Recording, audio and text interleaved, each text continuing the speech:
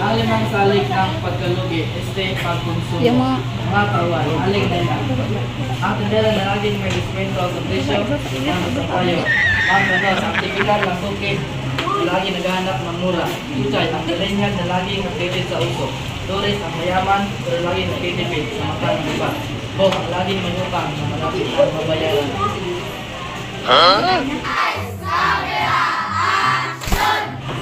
Hoy, Mang Kanor! Hindi ba bibilhin yung sardinas? Mura lang yan. May patong na piso lang ako. Aba, aling nena. Alam mo naman na numero 1 ang pagkonsumo. Pagbabago ng presyo. Kung mas mura, mas masarap. Yan ang motto ko. Teka, magkano po yung floor wax? Baka mamaya may discount pa ako. Pang-extract kami. Naku, Mang Kanor, ang kuripot mo talaga. Halika nga dito. Doris, anong bibilhin mo? Aling nena, napapansin ko na habang lumalaki ang kita ko, mas lumalaki din ang kakayahan kong kumonsumo. Pero bakit nga ba ayaw kong gumastos? Mas masarap kasi magbilang ng pera sa bangko.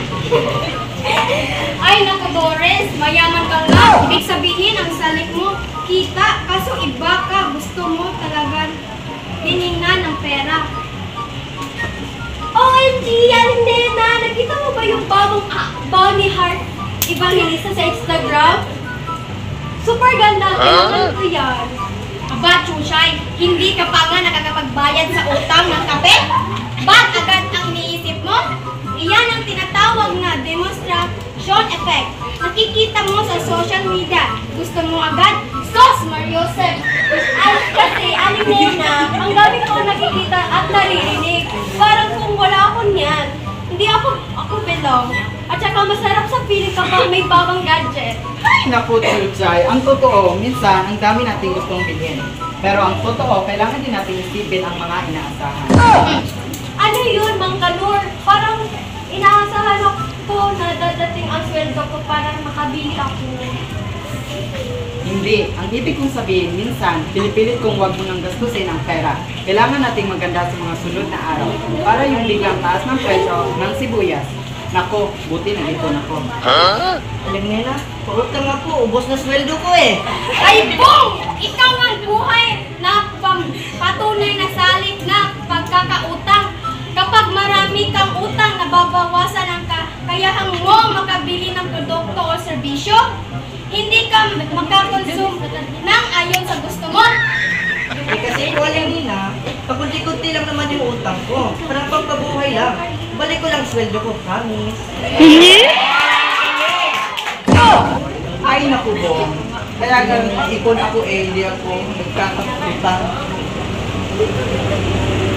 Pero Doris, kung hindi ka gumagastos, paano mo ma-enjoy ang buhay mo? Tumigil na kayo! Ang dami niyo pinupunto! Pero ang importante ang konsumo. Kayo sa tindahan ko, ang mga daming salik-salik, ang ending bili lang pa rin kayo. O, ano ba, Kanor? Bibilhin mo ba yung sardinas o baka maubusan ka pa? Bato, ang mahal. Sige na nga, Aling Nena. Paano matapos ang usapan? Pero pangako sa susunod, maghanap ako ng mga bibilihin. Ito ang pagbabago ng presyo niya. Ang paghihirap na desisyon. Nagpatuloy ang gulo-gulong buhay sa tindahan ni Aling Nena, kung saan ang bawat pagkonsumo ay may kani-kanyang kwento at salik. Tay, ako rabi ay naka-answer sa question sa akong teacher kaganina, tay. Very good, anak. Maliwat ka gayud ka na ako. Unsa may pangutana sa imong teacher, anak? Kining, nangutana siya kung kinsay wala makasabot. Ay, Free drinks in the house.